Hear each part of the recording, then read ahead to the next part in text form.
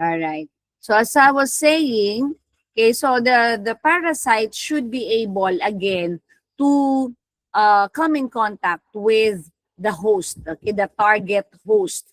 So once it enters the host and once it establishes itself, okay, or takes residence in or on the human being or the human host, this is now called as the infective stage.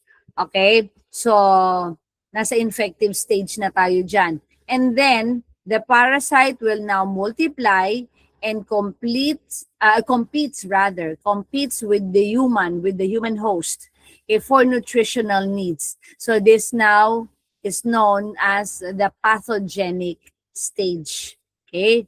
So yan na siya. So unti-unti nang nadideplete yung nutrition ng host, which are humans, okay, human beings. And then, after the pathogenic, so infective stage, the pathogenic stage, comes a diagnostic stage. So this is the stage wherein the parasite emerges from the humans and starts to go toward the outside environment. So nasaan to? So when you say the diagnostic stage, so this is the stage in the parasitic life cycle wherein the parasites can now be seen, okay, using the microscope. So commonly, nakikita ito sa feces, fecal material, or in the case of malaria, sa blood. Alright? So that's the reason why it's called as a diagnostic stage kasi pwede na tong ma-detect sa laboratory. Then once outside the body and once the parasite is already in the environment, the parasites now comes in contact with soil or water and other intermediate hosts. Like kunyari, snails, mga suso. Meron tayong mababanggit niyan mamaya. Okay? So this now becomes the source of infection.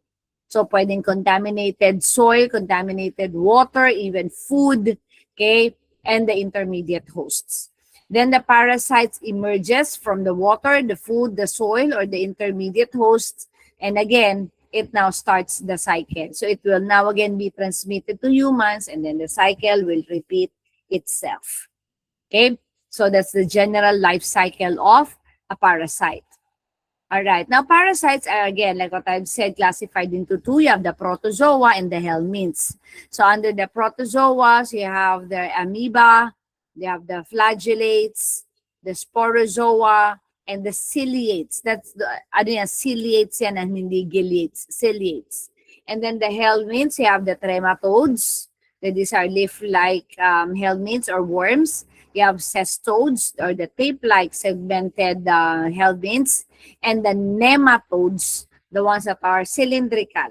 Okay, so these are the roundworms, the hookworms, and the threadworms. Isa-isahin natin sila.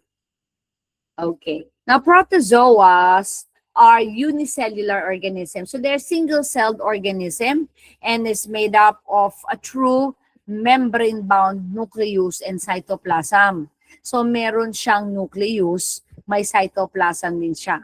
Single-celled nga lang. So nag-iisa. Okay, then it is divided further into 4 classes. You have Rhizopoda, the ciliates. Okay, nice to know, the only ciliate that causes diseases in humans or that infects humans is Balantidium. Yan yon. Okay? And then for the flagellates, you have Leishmania and Sporozoa, you have Plasmodium. Isa-isay natin later yan. And then for the helminths, so they are multicellular organisms. They are commonly elongated. They are bilaterally symmetrical and covered with the thick cuticle and may vary in length. Yung iba sobrang mahaba, yung iba naman maliliit at saka maikli lang yung mga bulate. Examples, so these are the different classes of helminths. So you have the class nematodes or the roundworms. You have class cestodes. You have the tapeworms. And trematodes, you have the schistosomes. Okay? So those are the overview, okay, of the protozoa and the helminths. Okay, now the most common source of parasites is the contaminated soil and water. Yan, di ba kanina kasama yan sa life cycle natin. Other sources though may be, number 1, any food source. yung mga nadadapuan ng langaw dyan. Okay? Any food source or even what do you call this, yung mga drinks natin that contains the parasites infective stage can also be a source, okay, for these parasites. A blood-sucking insect like the mosquito, a domestic or wild animal that harbors the parasite like the dogs, okay, another person, okay, and his or her clothing, bedding, or the immediate environment where he or she has contaminated. Okay? So yung mga damit na galing sa labas, tapos it can contain either the egg of the parasite, tapos inuwi niya sa bahay, nahawakan ng anak, na isubo yung kamay, so pwedeng matransmit yan. Okay? So, ang tawag dyan, yung mga gamit, again, that can harbor these microorganisms, these parasites particularly, are called as fomites. Okay? F-O-M-I-T-E-S, fomites. And it can also be due to auto-infection. Ikaw mismo, na-infect mo ulit yung sarili mo. Okay? Pagkagising sa umaga, hinawakan yung puwet, hindi naghugas ng kamay, ninap-nap yung kuko o daliri. O yan. So may egg pala doon. So balik na naman sa kanya yung parasite. Okay? So that's what you call as auto-infection. And the most common mode of transmission of these parasites is through ingestion of contaminated food and water, or what we call as fecal-oral transmission. Other means by which these parasites can be transmitted are via the following: a bite of an insect vector, like lamok o yung langaw. Skin penetration, so there's an opening on the skin, nakapasok yung larval form, for example, of the parasite. Skin penetration, sexual intercourse, transplacental, meaning mother to fetus, and via the mother's milk, or what we call as transmammary transmission. Most common portal of exit, kapag mga bulate, lalo na, alam natin to. So, magagamit yan ng lower GI tract, particularly the anus. That's the most common portal exit of parasites.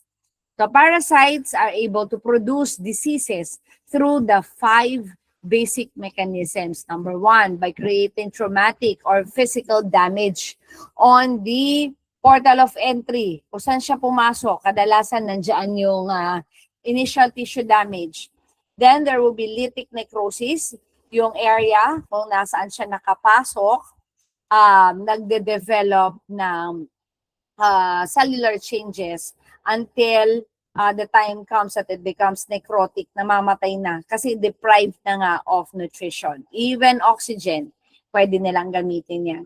What else? Toxic or allergic phenomena, stimulation of the host tissue reaction, and opening of pathways for entry of other pathogens into the tissues. Okay, so those are the other basic mechanisms, okay, in which these parasites produces diseases in humans. Okay. The stool, on the other hand, is the most common specimen that is used to detect the presence of the parasite. So, ang tawag dyan, fecalysis. Okay, maybe you are familiar with it already. Other specimens may include, so aside from the stool, parasites can also be detected in the urine of these patients, especially those that are tagged as sexually transmitted infections. Okay, what else? In the patient's blood, sputum, and CSF, or the cerebrospinal fluid. Microscopic examination of the stool specimen is the most widely used to detect the presence of this parasite. So yan nga, fecalysis pa rin ang most common diagnostic test. Oops, okay. So let's start with the protozoa. So the protozoa has 3 phyla, or phylum. So phylum Sarcomastigophora, Ciliophora, and Apicocomplexa. So under Sarcomastigophora, you have some subphylum, Sarcodina and Mastigophora. And then under this, you have the Abibas and then the flagellates. Okay? So for phylum Ciliophora, you have the Kinetophragminophorea, or in short, the ciliates. So meron silang cilia surrounding their wall or the body. And then lastly, you have glass sporozoa. Okay. So again, protozoa or protozoas are members of the kingdom Protista, and there are about 20,000 known species of protozoa that lives in water and soil. Ganun sila kadami. Okay. And they can be classified by their mode of locomotion. So the amoebas, the one that you can see on the right side of your screen. So the amoebas move by means of a pseudopodia. Pseudo means false. So they move via false feet. Okay? And then you have the flagellates, which moves by means of a whip-like flagella. So I think you're familiar with how a flagella looks like. So parang yung whip, parang latigo. Then you have the ciliates, which moves by means of a hair-like structure called as the cilia. Okay? And then there are those protozoa that are classified as sporozoa or sporozoans. So these sporozoans have no pseudopodia, okay? No flagella or no cilia. So meaning wala silang organ for motility. So they cannot move. So organisms that are classified under class sporozoa. Okay, let's start with the Entamoeba histolytica or E. histolytica. So Entamoeba is transmitted between humans through the ingestion of the cysts that are excreted in the patient's feces. Okay? So sa pupu, nakukuha yan. So the causative agent, this is the causative agent for amoebic dysentery called as amoebiasis. Okay? Very invasive tong si Entamoeba, lumulubog talaga yan sa sa colonic wall. Okay? So baka merong naka-experience sa inyong may amoebiasis. So ito yung mabaho yung pupu. Okay? So and bloody. Why? Kasi nakalubog yan sa ilalim. So it destroys even the submucosal layer of the intestines. So that's Entamoeba histolytica, transmitted by the fecal-oral route. Kaya be careful sa mga kinakainan ninyo na dyan sa labas. Okay, by the way, hindi pwedeng mag-prepare ng food yung mga pasyenteng infected with Entamoeba histolytica. Okay? Kasi baka maipasa niya, makontaminate niya yung food or water na isa-serve niya sa inyo, mahahawa kayo. Okay? So, fecal-oral route yan. Entamoeba histolytica. Then, you have Trichomonas vaginalis. So, this causes trichomoniasis, which is a sexually transmitted disease. So, this is found mainly in the male urinary tract and the vagina of the female. And the most characteristic sign of Trichomonas vaginalis infection or trichomoniasis is the strawberry cervix. The picture that you can see on your screen is a cervix, a female, of course female lang yung may cervix, a cervix that is cervix of a patient with trichomoniasis. Mukha siyang strawberry, di ba? Hyperemic yung area, tapos ang lumalabas parang dotted yung area. So it really looks like a strawberry. Okay? So tandaan niyo yan, strawberry cervix found in trichomoniasis. Next is Giardia lamblia, yung nakita ninyo kanina. So this causes giardiasis, that's how you pronounce that.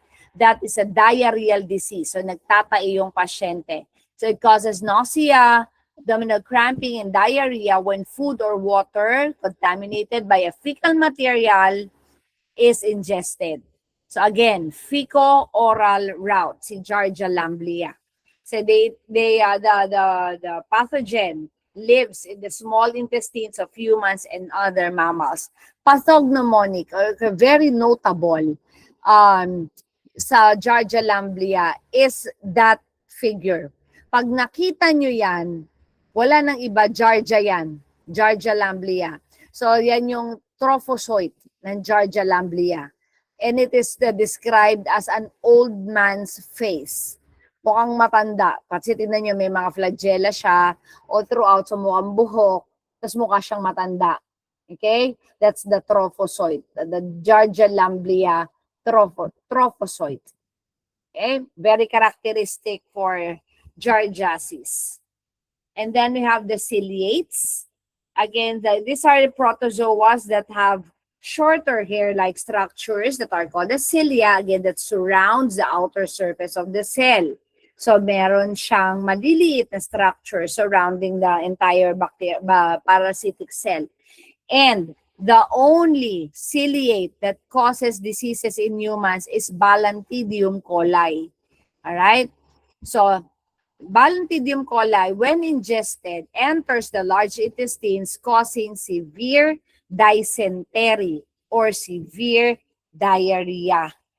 Okay? So, yung nasa taas, yun yung ating may matured Balantidium coli. Yun nandiyan sa ilalim na dalawa, those are the eggs. Okay? So, infective din yan, yung eggs na yan. So, pag na-ingest natin, pwede tayo magkaroon ng Balantidium coli infection. Okay? Next. Alright. Ito, marami to. Dito sa Philippines, particularly sa mga probinsya, and most notable sa Palawan. Okay. So you have the Plasmodium species. There are 5 Plasmodium species. You have Plasmodium vivax, Plasmodium malariae, Plasmodium ovale, Plasmodium knowlesi, and Plasmodium falciparum. Okay? The vector and the definitive host for all of the Plasmodium species is the female Anopheles mosquito. Yan. Okay? So, iba yung kay dengue. Iba yung kay dengue. Aedes aegypti, yung kay dengue. Ito, Anopheles. Okay? And incidentally, female Anopheles mosquito can be found in areas wherein mapuno, may sapa. Actually, mas gusto nila yung free-flowing water. Mas gusto nila yung fresh. Unlike si dengue kahit mga stagnant water, okay na yung mga lamok doon. Siya hindi, gusto niya fresh. Okay? So, doon siya nakatira. Kaya kadalasan, malarial cases are seen in the provinces. Yung mga maraming puno, maraming mga streams, yung mga bodies of water. Okay? Small bodies of water. Yan. Okay? So, kasi nandun yung lamok, nandun yung vector. Now, so that's the definitive host, the female Anopheles mosquito. Then comes the sexual cycle. So, saan yung nagdadalaga na? So, the sexual cycle or sporogony of this Plasmodium species takes place primarily in the mosquitoes. Okay? So, nandyan siya. Diyan nagdadalaga sa lamok. And then, the asexual cycle or the schizogony occurs in humans. Tulad yan, yung lamok sa screen niyo nakakagat. So the mosquito, the Anopheles mosquito now injects the Plasmodium. Okay? So nandoon siya, yung sporozoite form ng Plasmodium is present in the saliva of this biting mosquito. Okay? So kakagatin niya yung tao. So which is then taken up by the liver cells called as exoerythrocytic phase. Okay? So, kukunin ni liver cells yung sporozoites. Okay? Pipilitin niya sirain yung mga sporozoites. Okay. Now, in return, these sporozoites tends to destroy or be attached to the red blood cells. Okay. Plasmodium vivax and ovale produces a latent form. Okay? Yung matagal. Akala mo magaling na, pero nandun pa pala sa loob ng body yung asymptomatic na yung patient, pero buhay pa yung organism sa loob niya. So this latent form is called as the hypnozoite stage, or the sleeping form of the Plasmodium species, which takes place in the liver. Doon siya nagtatago. Okay? Alam naman natin that the liver is the largest gland in the body. So yung lahat ng blood natin dumadaan dyan. Yan. Okay. Now, once in the liver, pathogenic stage continues. Okay? This time, ang tawag na sa kanila are the merozoites. Hypnozoites, yung una munang form ng Plasmodium, particularly vivax and ovale, ang nakatira sa liver. And then later on, pag lumaki na siya, comes the pathogenic stage. So these merozoites are now released from the liver cells and may now infect the adjacent red blood cells. Yung mga katabi niyang RBC, sisirain na niya. The parasite's life cycle now enters the erythrocytic phase, wherein the merozoite starts to multiply, dadami na siya, and are eventually released to infect the other red blood cells. Okay? So the periodic release of the merozoites causes the typical recurrent symptoms seen in malaria patients. So, hindi sabay-sabayan na nagde-develop into merozoites. So, by batch, kumbaga. So once the merozoites have gained entry na to the circulation, basta nakalabas na yan sa blood, umpisa na ngayon yung paglabas ng manifestations. Okay? Ng pasyente. So kaya nagkakaroon sila ng recurrent symptoms. Hindi dahil umulit, kung hindi, meron na namang nagmamature na merozoites. Okay? So yan. So as you can see, ayan yung blood smear of a patient with malaria, yung mga kulay violet na yan. So those are the sporozoites. Okay? So yung merozoites, yung malaki, yun nandito sa baba. Ito, merozoites na yan. So nandun na siya sa bloodstream. So bakit ko nilagay itong kulambo? Kasi that's the best way of preventing mosquito bites. Okay, so nagkukulambo. Maybe some of you hindi nakilala yung kulambo. Mosquito net. Para hindi makagat ng lamok. Meron din tayo dyan. Yan dito. Kaya lang bihira nang nagagamit. Alright? So, I think you know Ma'am Don de la Cruz. Si clinical core natin. Taga Palawan siya. So, I asked her, marami bang cases ng malaria. So ngayon daw, wala na daw. Konti-konti, kasi aware na yung mga tao. So yung mga bahay naka-screen, at saka yun nga, naglilinis ng paligid, plus paggabi, yan. So madami naman ngayon kasi naka-aircon na, so hindi na nagbubukas ng bintana, so hindi na nakakapasok yung lamok. Ang magiging problema na is for the tourists na kapag namasyal na. Yan. Okay? So, kailangan bago kayo pumunta sa Palawan, mag-prepare na ng mga mosquito repellents. Alright? So, para may protection tayo. Alright. So, yan. So, that is for Plasmodium. And then you have Toxoplasma gondii. That's how you pronounce that. Toxoplasma gondii. So, this parasite lives in cat feces and raw meat. Sa pusa.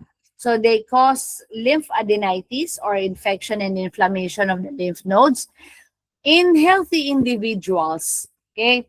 Yung wala kang sakit, immunocompetent ka, actually, mild infection lang ang mangyayari. But for immunocompromised patients, such as those patients with HIV, lalo na AIDS patient, at saka pagbuntis, okay? It can cause some devastating effect. Okay, so it can be fatal to AIDS patient, and for pregnant women na nakakuha nitong parasite, it can cause congenital problems in the fetus. Hindi sa nanay, sa baby. Okay, because Toxoplasma gondii can be passed from the mother to the fetus via the placenta. So kapag buntis, it is advised na iwas munang mag-alaga ng pusa. Medyo make sure na nalilinis maigi yung mga pupo ng pasyente, nung cats natin. And better yet, wag munang mag-alaga ng pusa kapag buntis. Okay? Yan. And then the next one, ayan, then we have the helminths. So the helminths comes from the subkingdom Metazoa. Okay, and then it has two phylum. Phylum Nemahelminths, okay, and the Platyhelminths. Okay, under the Nemahelminths, we have the roundworms or the nematodes, and then the Filariae or the tissue roundworms. And then for the Platyhelminths, you have the tapeworms and the trematodes or the flukes. Yan. Okay. In layman's term, the worms. In Tagalog, bulate. Alright. So, iba ito dun sa bulate, sa worms na nakikita natin sa soil. Iba siya. Okay? Those are earthworms. So, ito, hindi. Okay? So, iba sila. So, but they are also, those earthworms are non-pathogenic naman. So, kaya hindi natin sila dinidiscuss. Alright. So, let us now start with the helminths. Okay? So, yan yung pangalan ng worms. Okay? Alright. So, the first group of worms that we'll be discussing are the flatworms. Okay? So, they are known as platyhelminths. Okay? So, siguro, flat, para madaling matandaan. Okay? You have the phylum Platyhelminth o helminthes. Yung iba, ganun ang pronunciation. Okay, so they're mostly parasitic, aquatic organisms. So when you say aquatic, they can live, they can thrive in water. Okay, so they can contaminate water sources. Okay, they range in size from 1 millimeter to 10 millimeters long, ang haba, di ba? As in the case of the tapeworms. So there are more than 15,000 known species of flatworms. A flatworm has both male and female reproductive parts. So they are called as monoecious. Okay? So kaya nila mag-replicate on their own. So most but not all of their oxygen and nutrients is absorbed through their body wall. So wala silang gut or GIT. So cute silang tingnan, lalo na tong mga flatworms natin. So pero again, dangerous sila. Right? Okay, so these are the flukes. Okay, so balik tayo, ayun siya. So mga flukes. So flukes are flat leaf-shaped but have a flat leaf-shaped bodies. Okay, so para siyang dahon that have an oral and a ventral sucker.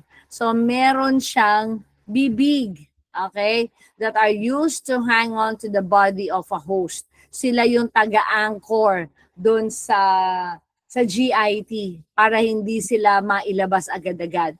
So flukes lives rather. So flukes lives inside the intestines or on tissues of humans. So there are 3 common kinds of flukes. Okay, we have the schistosoma. Okay, so schistosoma is the genus of flukes that causes the disease called as schistosomiasis. Okay? Schistosomiasis, which is a debilitating disease that causes portal hypertension and liver cirrhosis. So, ang inaatake nila is the liver. Okay? Ang inaatake ng schistosoma is the liver. So, yung letter A dyan sa picture, sa figure 46-23, the letter A picture there shows a schistosoma mansoni, which is the adult worm, yan ang adult worm form niya, in copula. So, X-rated yung picture na yan. Okay, so in copulation. So, naglalabing-labing yung dalawang schistosoma. Okay, so the female worm, yung may nakaturong arrow, yeah, that's the female worm, is embraced within the male's gynecophoral canal. So, yun yung kanyang pinaka-sex organ. So, pumapasok doon yung female worm, female schistosoma. Okay, yung letter B naman is the schistosoma mansoni egg with the lateral spine. Okay, parang baligtad. Parang ito yung lateral spine. Okay, terminal spine to eh. Okay, so schistosoma hematobium egg naman with the terminal spine, parang baligtad sila. Ito ang lateral spine eh. Ito. So, schistosoma mansoni, ito yung schistosoma hematobium. Alright? You know what? If magdidiretso kayo ng medicine, makikita rin ninyo ito, ipapakita rin ito sa inyo. Ang magiging problema niyan, ipapa-identify pag nag-return demo, nag-practical exam sa microbiology, ipapa-identify sa inyo kung anong klaseng itlog yan. So, egg of what parasite? Okay? So, kaya very important, kaya I'm stressing out the spine here. So, sila yung spined egg. Okay? Schistosoma yan. And then, yung letter D is Schistosoma japonicum. Okay? With a ruddy spine. Okay? So, ayan siya. Actually, hindi masyadong evident kung nakikita ninyo. Maliit lang siya. Okay? So, ang very prominent, ang spine is sa hematobium, tsaka si mansoni. Schistosoma mansoni. So, for whatever species, ang inaatake nila is the liver. Okay? Alright. So, that's a schistosomiasis. Then, we have Paragonimus westermani. Ang ganda, no? Parang ang komplikado ng, ng term. Okay. So, Paragonimus westermani, on the other hand, is a trematode. Okay? Trematode naman siya. So, it causes the disease called as paragonimiasis. Na ba nakakabulol? Paragonimiasis. So, this is the result of the flukes depositing eggs into the bronchi of the lungs. Kanina, si schistosomiasis, okay? Si schistosoma pala, okay? Sa liver. Liver ang target niyan. Si Paragonimus westermani sa lungs naman ang target area niya. Oh, by the way, babanggit ko lang muna kay schistosoma, ha? So, with regards to the life cycle of this parasites, schistosoma, so the eggs from human urine or feces. So, yung pag yung eggs na yan, nailabas galing sa humans, okay? So, they will now be hatching in fresh water. So, yung mga yung kumbaga, pag may mga fecal material, may mga nakatira doon sa paligid, tapos infected sila with schistosoma at nagpupo sila, yung mailalabas nilang form is the egg form. And then that egg form will now hatch dun sa water. Okay?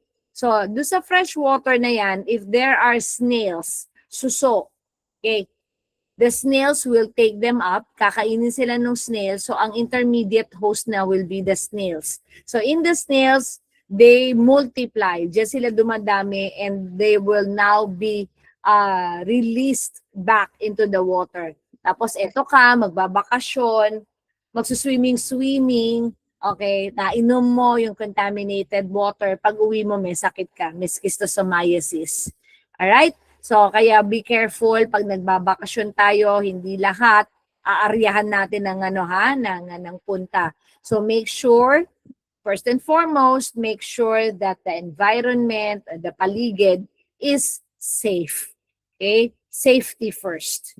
Okay. So, endemic yan si schistosoma here also in the Philippines. So, more on nasa gawing Visayas region. Okay? Maraming cases niyan. Now, going back to Paragonimus westermani, eto naman, kung kanina snail, suso, di ba may mga kumakain na suso din, di ba? Ito naman, crabs. Yes, crabs. Okay? So, adimasag. Ayan. So, we have to be very careful also, ha? So, I know, masarap yan. But you have to make sure na properly cooked siya. There are people kasi, lalo na yung mga maliliit, ano man tawag natin doon sa mga crablets na yan, na talangka. Okay? So, pag nasa probinsya, kinakain nilang buhay. So, sabihin nila, ano naman yan, ang tawag yan, very fresh, matamis, sausaw lang sa suka. Or sometimes, hinuhugasan lang mismo doon sa dagat, kakagatin na. Alright, so delikado yan. I have been seeing several vloggers na kumakain ng raw na kung ano-ano, parang di ko yata maano yun. Di ko matake. Pag nakikita ko yung mga videos nila, kinakain nila, yung fish, kinakagat nila. So parang tingin ko tuloy sa kanila zombie. Okay, so delikado yun. Because they can get a lot of parasites or microorganisms dun sa pagkain ng raw seafoods na yon. Yung may nakita pa ako, kinagat niya yung buhay na squid. Bumubuga ng tinta yung squid. Kain lang siya. Okay, may kumakain ng eel. Alright, so I don't know. So diretso yan. So delikado yon. Again, tingnan nyo yan. Crabs, snails. Alright? So, pwede tayong makakuha ng parasite dyan.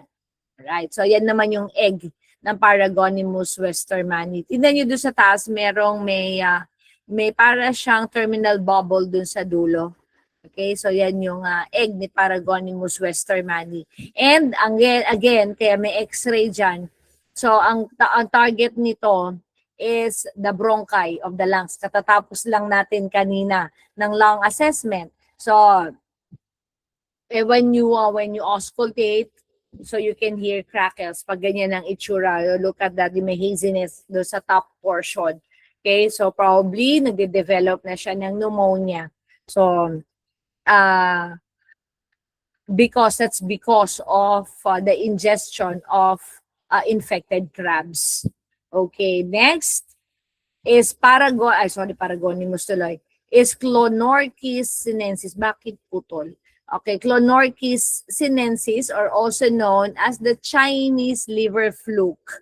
Okay? So the Chinese liver, bakit Chinese liver fluke? Kasi maraming cases ng Clonorchiasis. Okay? Ayusin ko yan pag binigyan ko kayo ng copy. Okay? There are a lot of cases of Clonorchiasis in China. Okay? So, infection with Clonorchis sinensis occurs when the fluke latches inside the liver and even the biliary tree, pati sa gallbladder. So this is Clonorchis sinensis is obtained by eating hindi cooking yan, by eating raw, undercooked, or pickled fresh water fish. Yan. Yung mga hilaw na isda. So, raw or undercooked, yung konti lang ang luto, or yung mga parang kilawin may tawag doon, kasi ako kumakain yan. So, pwede yan. So, if those freshwater fish is infected with Clonorchis sinensis, then makukuha mo yan. Ayan siya. That's Clonorchis sinensis. Okay? So, it can cause Chinese liver fluke. So, ang inaatake niyan is the liver. Okay, so again, what are the three flukes? Schistosoma, Paragonimus, and Clonorchis sinensis. So, itong tatlo na to are leaf-shaped organisms. Then, we have the tapeworms. Hindi yan fettuccine.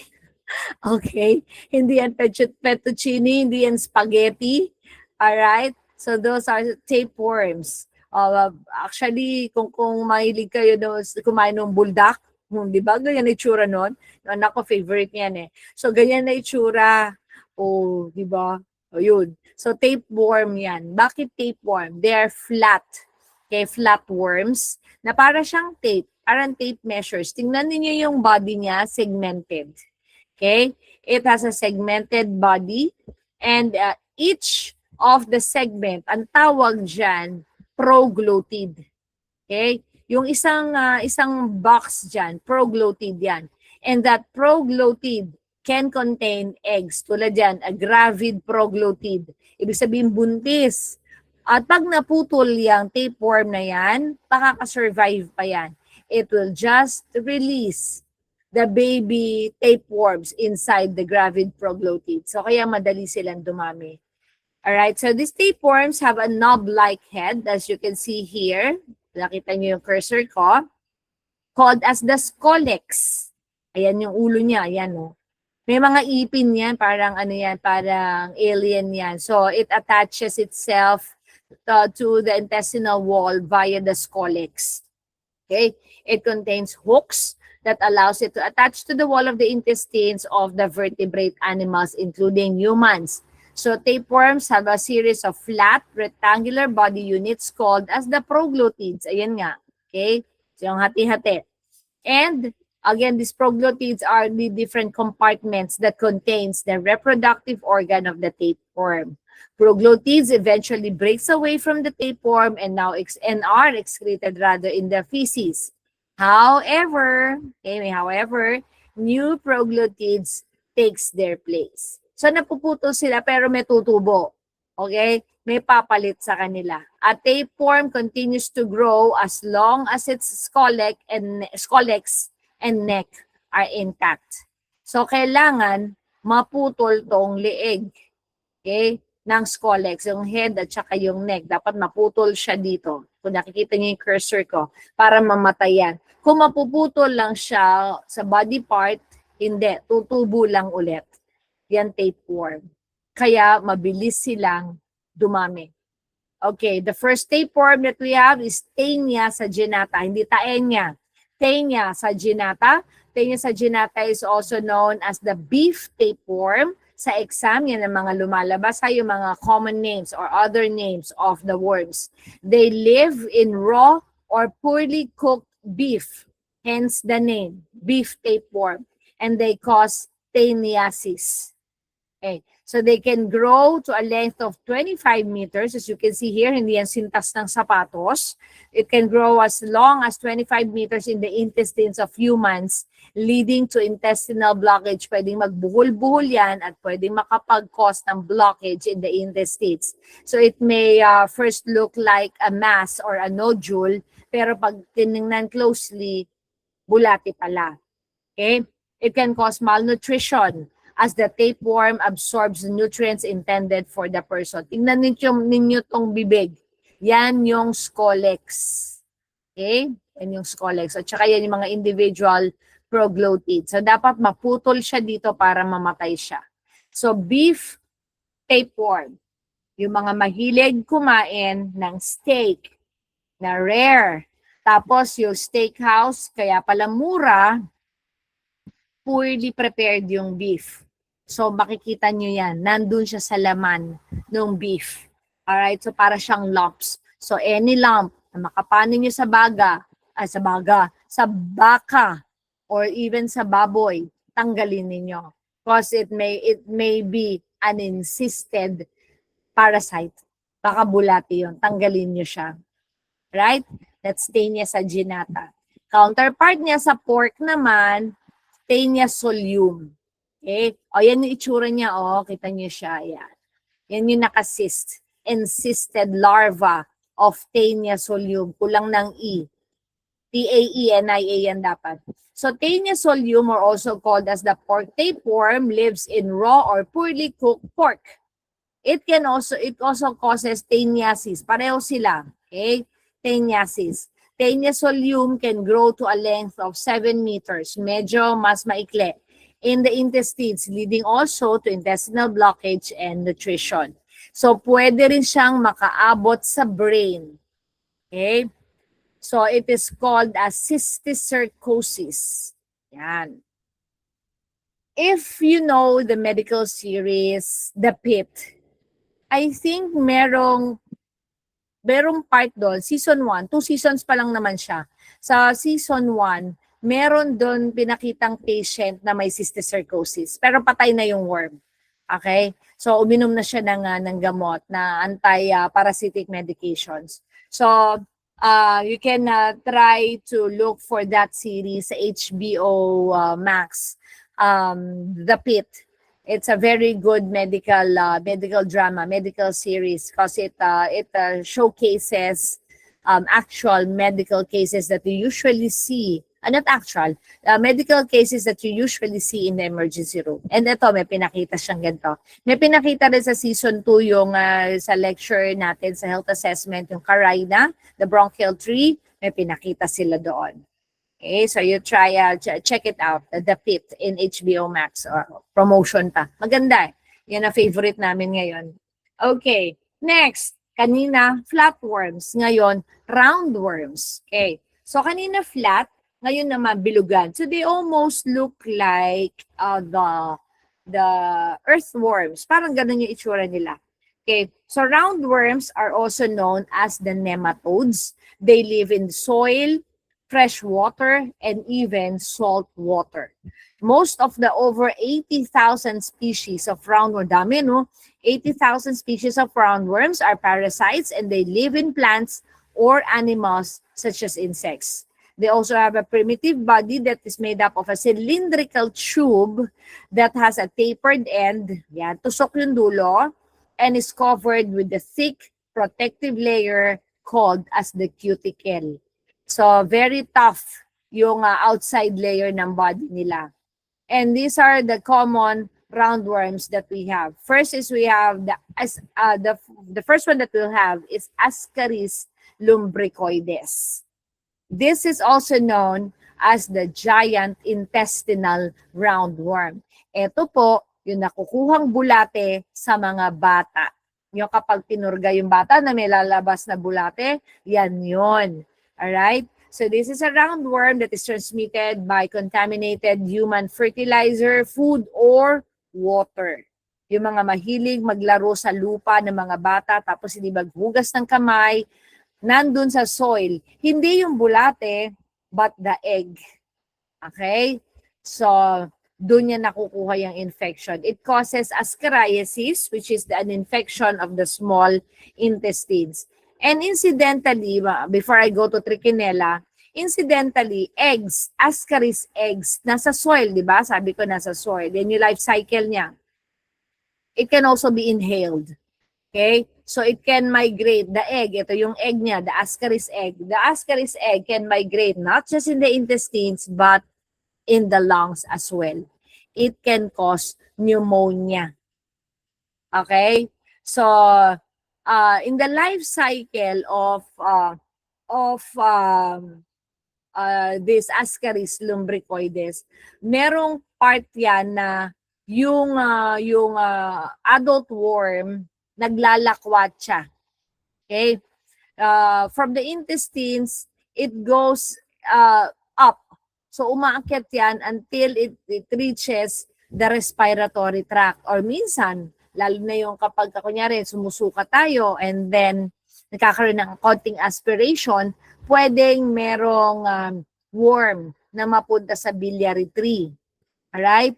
And again, chances are sa right lung pupunta yan. Okay? Like what we have discussed in a health assessment. So dun sa lungs, dun siya mangingitlog. And then yung egg na yan, dyan magmamature. Okay, baliktad pala. Pupunta siya sa lungs, and then yung teenager na worm, dun siya magmamature sa lungs. And then lalabas na siya ulit. Babalik na siya ulit sa intestine. Okay? So, that can cause an allergic reaction. So again, pwede mag-develop ng pneumonia. Tawag doon, Loeffler's pneumonia. Okay? Loeffler's pneumonia for Ascaris infestation sa lungs. And again, pwede rin na ma-inhale yung eggs. Tingnan ninyo to. This is an endoscopic picture. Ayan yung mga bulate. Oh. Kaya nasa intestines yan. Ayan pa. Bulate. Ito yung lumabas. Okay? Ang haba niyan. I have seen up close and personal an Ascaris. So sumuka. Yung pasyente namin, vehicular accident, motorcycle accident, sumemplang siya. Lasing. Okay, so puro sugat. May tatahiin ako sa kanya. And then nasuka. So kaya pala hindi tinatalaban ng anesthesia, ng local anesthesia, kasi lasing. So, and then, nag-throw up. Nung sumuka siya doon sa sink, nagtawag siya, sabi niya, Doc, pakitingin nga, bakit parang may gumagalaw? So medyo lasing siya. So when I looked at the sink, may gumagalaw nga, lo and behold, yan, ganyan. Yan bulate na yan na nandiyan sa upper left side of the screen. So, gumagalaw-galaw siya, buhay pa. Nalasing din yata yung bulati niya. So, just imagine, an adult patient with ascaris. So, ibig sabihin, very poor ang hygiene talaga. Kasi itong ascaris is common in children kasi sila yung naglalaro sa lupa. Dapat sana pag matanda na tayo, hindi na tayo nagkakabulate because we know already how to wash our hands properly, na before using the bathroom, before eating, wash hands ulit kahit hindi ka nurse. So, ibig sabihin, these people who develop ascaris infections have very poor hygienic practices. Talagang medyo, hindi man start dugyot. Okay? So, hindi nagugas ng kamay bago kumain. So, laging maruming kamay. Sige lang, subo. Okay? So, that's the reason why children 5 years old and above, pinupurga. Actually, 5 years old and above. Kasi ito yung mga bata na na mahilig maglaro na sa labas. Okay? Naglalaro-laro na yan sa lupa. Okay, so that's Ascaris lumbricoides. Next is Trichinella spiralis. So Trichinella is a roundworm also whose larvae causes trichinosis. So ayan yung larva niya. Oh, yan. So this is a live worm, live round worm. Okay? So Trichinella spiralis lives in undercooked meat, mainly pork. Okay, juvenile worms that are in the ingested meat matures in the small intestines of the host organism. Kain tayo. Hindi masyadong naluto yung baboy. Okay. Yang insist na what do you call, the juvenile worm. Nakakain natin. So pagdating yan sa GIT natin, pagdating sa stomach, yung intestinal yung gastric acids natin will act upon the outer covering, so matutunaw niya, releasing the live worm. Okay? So, doon na siya dadami. The mature female now burrows through the wall of the small intestines and releases their offspring, or what we call as the juveniles, into the blood of the host. And then, pag tumatagal, tatargetin na nila yung ating skeletal muscles. Okay? Doon sila tumitira. Maganda raw ang oxygen supply, maganda ang nutrition dyan, maraming iron, so doon sila nakatira. So sa skeletal muscles of the host. Okay. Next is Wuchereria bancrofti, or these are the worms that lives in the mosquitoes. Okay. So meron na tayong Aedes aegypti, may female Anopheles mosquito for Plasmodium, meron tayong pangatlong lamok for Wuchereria. So, ito yung Culex kinque-fasciatus. Yan, nakakulay blue. Di ko na tinanggal yung link para diretso na yan. Kung gusto niyo tingnan yung all about that lamok. So, it causes a disease called as elephantiasis. Look at the picture at the middle. Lumalaki yung binte. So, it looks like yung legs niya nagiging mukhang elephant leg. Okay? So, it can also cause edema in the testicles. So, lumalaki din pati yung testicles. Hindi lang basta mukhang luslos. Talagang malaki. Umaabot yung scrotum even up to the knee level, sa tuhod. Okay? So, the mosquito that harbors the parasite injects the larva into the skin where they migrate to the lymph nodes, causing blockages. Actually, that's edema. Lymph edema. So, di ba may lymph doon sa lymphatic system natin? So, nababarahan siya, hindi siya makacirculate, hindi siya makabalik sa bloodstream. Kaya naiipon. Okay? So, yan ang effect niya. Elephantiasis or edema of the extremity affected. Or basta, hindi yan bilateral automatic. So, depende yan kung ano yung na-block niya lymphatic flow. And again, it may also involve the testicles. Okay? So, I think, ayan yung lamok. Meron dyan, zoom in yun na lang. So, yan yung lamok na, kumakagat, or that carries Wuchereria bancrofti.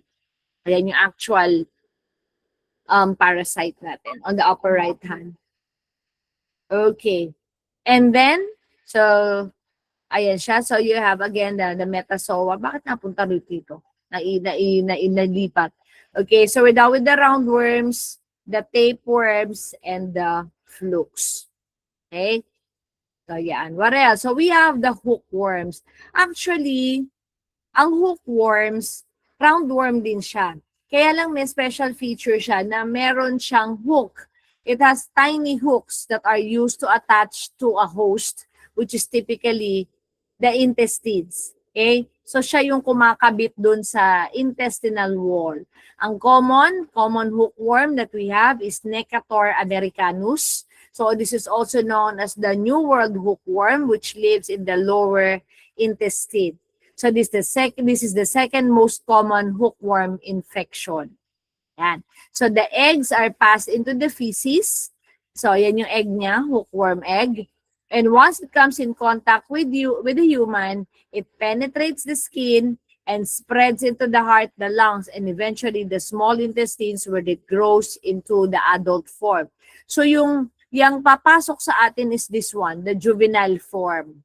Okay? So it can penetrate the skin.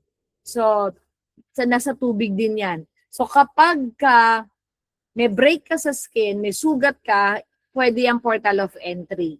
Okay? Wherein it can spread through the heart, to the heart, the lungs, and going to the small intestines. Okay? So this can lead to severe blood loss and anemia. Okay? So kasi pati heart affected siya. So medyo fatal. Okay? And then, another very common bulate, you have the pinworm. In Tagalog, I think this is the one that is called as tiwa. Yun yung mga kulay puti na bulate. So pinworms can be up to 10 millimeters long and lives in the large intestines. And the female pinworm, ito take note of this. Ito yung very special, behavior ng female pinworms. The female pinworms crawls out into the anus. Lumalabas yan sa puwet. Okay? Kapag gabi o minsan madaling araw, to lay eggs. O mangingitlog lang siya, lalabas siya from the bituka. Tingnan nyo naman yung effort. From the bituka, lalabas si pinworm papunta sa anus. Okay?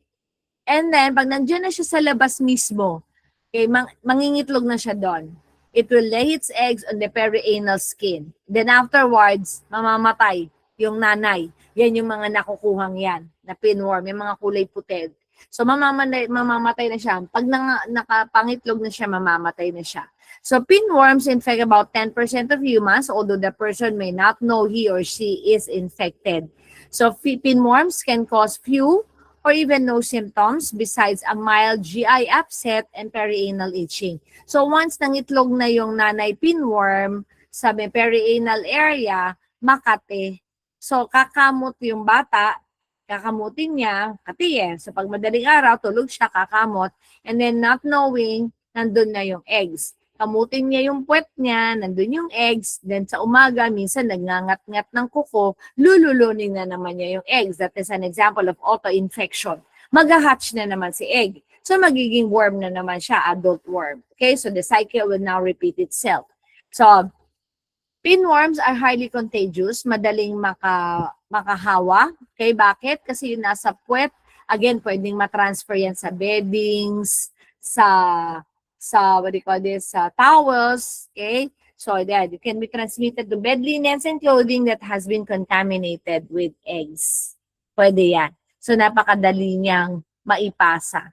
Okay, yung testing na ginagawa dito for pinworms, very distinct eh. Ito yung Scotch tape test. Although tape test, kaya tawag dyan, or the cellophane test. Scotch tape is the brand kasi. So magdidikit ng tape sa puwet ng mga bata. We did this when I was in medicine. Okay, fourth year, graduating, during my CHN rotation. Pinapunta kami sa depressed area. Yung mga bata na mga 5 years old and below, with the consent of the parents as well. So, kinuhanan namin ng sample. Nagdikit kami, nakadikit yung tape sa tongue depressor, and then, ididikit namin yung sa puwet nila. So, ganun lang. So, then, and afterwards, babalik kami sa school, titingnan namin, may slide na yon, didikit namin sa glass slide, and then sisilipin namin under the microscope kung merong pinworms. Okay, kung may eggs, or even baka maswertihan merong adult, may nanay kaming makuha.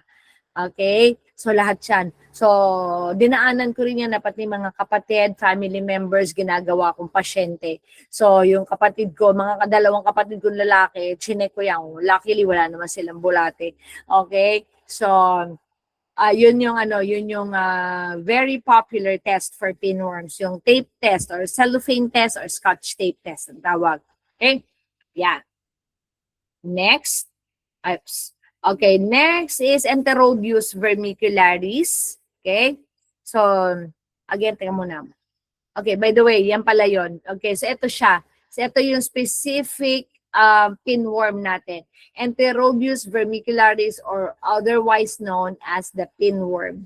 Okay, it is the most common pinworm in the United States and even here in the Philippines. It causes enterobiasis. So the skin around the anus is so itchy that the person might not be able to sleep dahil sa kakakamot. Ayan, puwet. Okay? Ayun yung nanay, bulate. So pwede rin magkasugat-sugat sa puwet. Alright? So ayan siya. So this is the female pinworm and the male pinworm. Okay? So it has a copulatory spicule. So para siyang, hindi siya putotoy pero doon pa mapasok again yung female. Okay, and maliliit lang siya, 2 to 5 millimeters long. Okay, lifespan, 7 weeks. Okay, more than a month lang. Alright, so yan, pinworm. And then we have Trichuris trichuria, or also known as whipworm. So Enterodius vermicularis is the pinworm, Trichuris trichuria is the whipworm. Bakit whipworm? Parang meron siyang latigo sa dulo. So they are approximately 30 to 50 millimeters long for the female. And the adult male worms are smaller compared to the females. Mas mahaba ang females.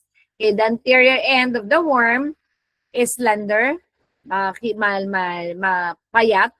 Okay, and the posterior end is thicker, giving it a buggy whip. Ayan. So nandun siya, kakarugtong niya yung parang latigo niya. Okay, parang whip niya. Hence the name whipworm. So the adult whipworms inhabits a colon where the male and the female worms mate. Doon sila naglalabing-labing. Okay? The female then releases the eggs. These eggs in the intestines are then passed out in the feces. Eggs becomes infective after 3 weeks of incubation in moist and shady soil. Okay? So sa lupa, 3 weeks, mag-hatch na yan. Okay? So, humans acquire the infection by eating food contaminated with infective eggs, and once the eggs are swallowed, the larva hatches in the small intestines where they mature and migrate to the colon, and then the cycle will repeat. Okay? So, medyo delikado rin yan, lalo na kung baka merong contamination ng soil, ng mga taniman natin, ng, for example, ng lettuce. Okay? Mga ginagamit natin for samgyup. Kaya dapat make sure na malinis yung mga gulay when they are eaten fresh. And these are the Trichuris eggs. Okay, yung nasa right side. Okay, yung letter C. So whipworm eggs. Yeah, with distinct bipolar. Kita niyo to, bawat dulo meron siyang plug. Bipolar plug. Yan. Very consistent yan with Trichuris trichuria. Siya lang ang may ganyang egg. Okay, and then, in the last two, I just included the 2 tables for your reference for your review. Okay, so this shows you the different biologic, morphologic, and physiologic characteristics of the different parasites. So under the protozoa, you have the amoeba. Basta lahat ng protozoa unicellular. Okay. And then you have so yung second column, yan yung what forms are they infective. So you have the cyst and the trophozoite form for the amoeba, for the flagellate, cyst and the trophozoite as well. For the ciliates, the cyst and trophozoites also. And for the sporozoa, it can assume several forms. So it can be infective in the trophozoite form, the sporozoite, and the cysts. Okay? And even the gametes. Okay? So those are for the protozoa, and then you have the helminths. Okay? And these are the characteristics. Yan din naman yung mga diniscuss natin. for the cestodes, the trematodes, and the nematodes. Wala nga lang dito yung mga specific examples, but again, these are the general characteristics. Now, I have a disclaimer here. So what we discussed in microbiome are the general characteristics of the worms or the helminth. Okay? Hindi tayo nag-discuss ng treatment, ng signs and symptoms kasi sa communicable disease lecture nyo yan madidiscuss. At least you are already aware, you are familiar with the pinworms, the hookworm, the whipworm, your plasmodium, kasi sa malaria, yan, i-discuss yan, you know already the vector, yun ang goal ko sa micro. Introduce ko sa inyo yung mga microorganisms, yung parasites particularly, so para pagdating ninyo sa third year, may recall na kayo. Okay? What I discussed are the most commonly encountered parasitic organisms. Okay? That causes diseases in humans. All right, so that's the